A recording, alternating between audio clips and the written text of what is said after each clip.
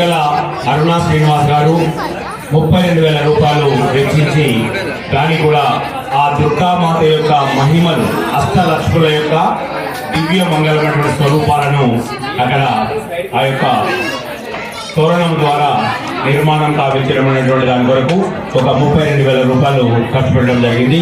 వారికి, వారి కుటుంబ సభ్యులకి, బంధుమిత్రులకి, శ్రేయాభిలాషులకి ఆ యొక్క పరమాత్మ అయినటువంటి శ్రీకృష్ణ పరమాత్మ యొక్క, అలాగే పార్వతీ పరమేశ్వరుల యొక్క, శ్రీ సత్యదేవుని యొక్క, ఆ మహాకాళి, మహాలక్ష్మి, మహాసరస్వతి యొక్క ఏదైతే వీరి యొక్క దివ్య ఆశీస్సులు వాళ్ళపై ఉండాలని, అలాగే బయటపడి గ్రామ భక్తులందరి దివ్య ఆశీస్సులు అందరిపైన ఉండాలని ఆ మాతను మనసారా కోరుకుంటూ వారికి అష్టైషములు, ఆయురారోగ్యములు, శాంతి శోభాలు ఇవ్వాలని మనసా వాచా కర్మన కోరుకుంటున్నాము.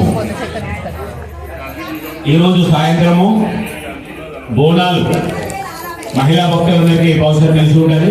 మళ్ళీ ఒకసారి మీకు గుర్తు చేస్తున్నాను. బోనం అంటే తల్లికి చాలా ఇష్టం.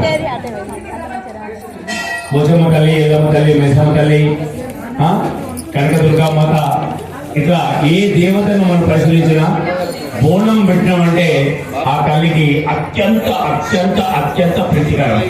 అది గుర్తుంచుకోవాలి.